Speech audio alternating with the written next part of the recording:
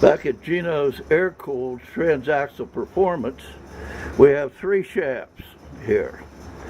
They're the same ratio, 378-206, all 3 of them. But look at the back ends, they're different. And I'm going to explain to you, because somebody says, well, you never tell us anything different. Well, I don't know if you want to do anything yourself or if you don't. This is the regular Super Beetle shaft here. This is how it comes with 2 of these snap rings, one here, and the bearings are split. They're plastic bearings, and this is a drum. It goes on the teeth, like so. You have to press it on once you get it in there. Okay, the next one over was modified for the old style gears. And there's 2 things that takes place in the old style gear housing. This was cut down, as you see, different here. It takes a different bearing, it's thinner. And it takes a different gear housing. It don't take the Super Beetle gear housing, it takes the old style. So we'll put that over there. And this is the hub for that. And I think you can see a difference here. Other than the holes drilled in for more oil. This one here is cut down thinner. That's so the old style gears will fit on instead of the Super Beetle gears. They won't fit on.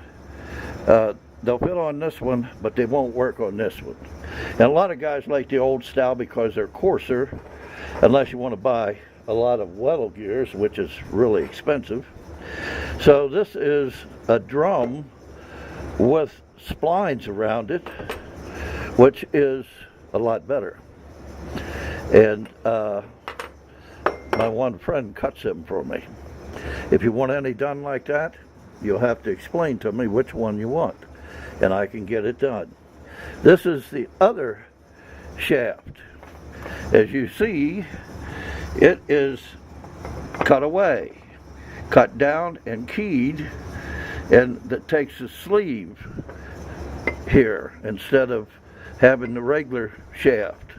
So you have to press the drum and the sleeve on and use a hardened key, because if you don't, you will shear the key right off. Ask Dummy here, and I did that when I was first drag racing, sheared it right off. Boy, did I get a lesson in a hurry. So anyhow, this is the other way that you can use the old style gears and the old style drum this way. I think this is a lot better, and I'm been using this, and you have to use both of these snap rings, one here, one over here. That keeps the bearing space right, and these are the bearings. I know somebody's going to say, well, you should use this one, the steel one, it's better. Yes, it is, but it doesn't matter when it comes down to it. This will work too. I've run them both, and I couldn't see any difference. Although I do like the steel ones better if I can. And you can hand lay them around here if you want to. That you can do. Take all these bearings, get a whole bunch, and put Vaseline or thick grease on, and hand lay them all around the shafts on both sides. You would do it on this side, put the gear on, press the hub on, do it on this side, and slide the gear on, and press the bearing on.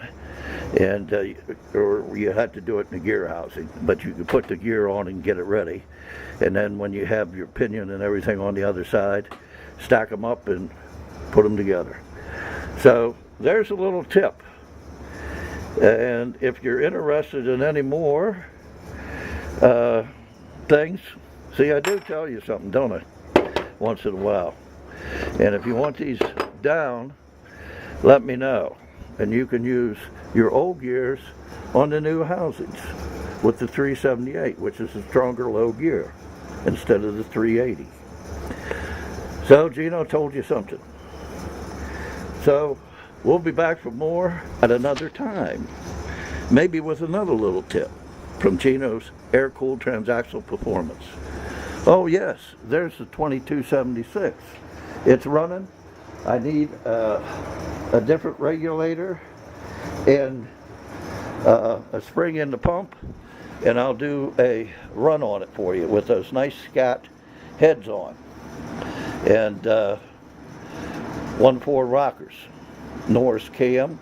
These aren't the carburetors that should be on it, but these are the carburetors I'm test running it with. I guarantee you put a pair of 48s on here and this thing's going to scream, because it's D-port heads from Scott, the bad boys that they have. I wanted to try a set, so I'll be trying them this summer.